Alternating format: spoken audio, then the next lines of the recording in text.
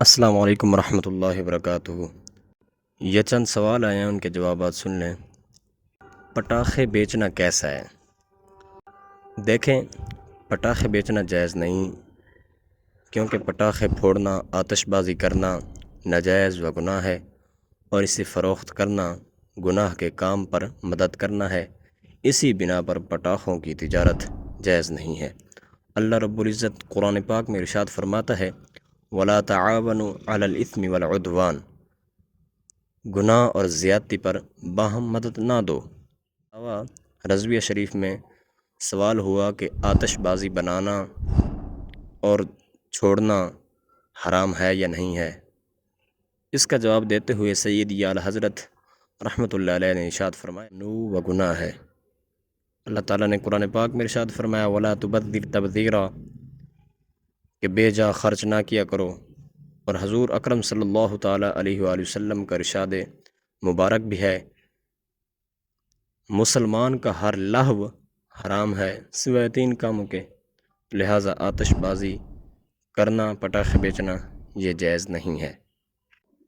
دوسرا سوال یہ ہے کہ اگر بازو پر بہت زیادہ بال آ جائیں تو کیا کوئی شخص وہ بال اتار سکتا ہے؟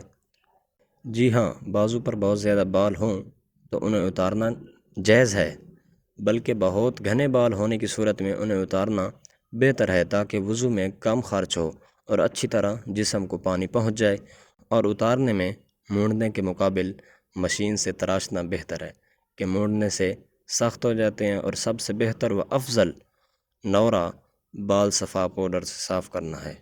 بہار شریعت میں ہاتھ، پاؤں، پیٹھ سے بال دور کر سکتے ہیں۔ تیسرا سوال کہ ایک چیز کا انسان کو پتہ ہو کہ یہ چوری کی چیز ہے اور سستی مل رہی ہو تو کیا خریدنا جائز ہے یا نہیں ہے؟ تو دیکھیں میرے محترم، جب معلوم ہے کہ یہ چوری کا مال ہے تو اس کا خریدنا حرام و گناہ ہے، بلکہ اگر یقینی طور پر معلوم نہ ہو لیکن کوئی واضح قرینہ ہو جس کی بنیاد پر یہ گمان قائم ہو کہ یہ چوری کا مال ہے، تب بھی خریدنا جائز نہیں۔ ہاں، اگر معلوم نہ ہو اور نہ ہی کوئی ایسا قرینہ ہو تو خریدنا جائز ہے، لیکن خریدنے کے بعد معلوم ہو گیا کہ یہ چوری کا ہے تو اب اس کا استعمال جائز نہیں، بلکہ مالک کو واپس کرنا لازم ہے۔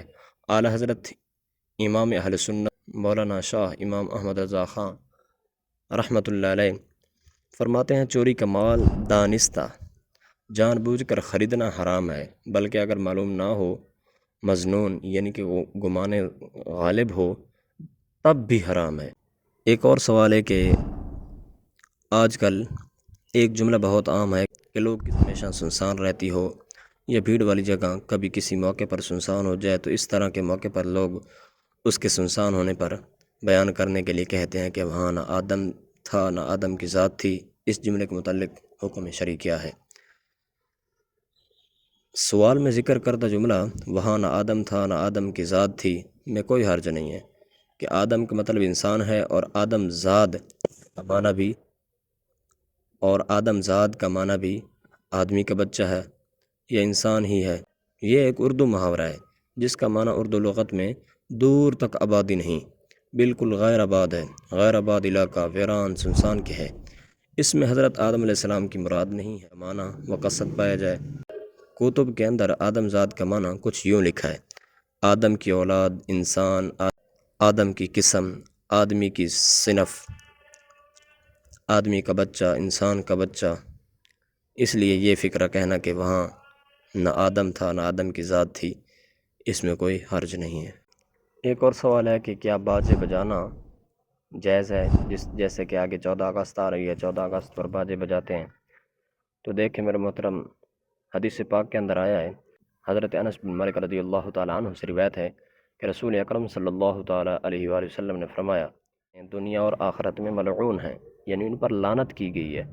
پہلی آواز نعمت کے وقت باجے کی آواز، دوسری مصیبت کے وقت رونے کی آواز۔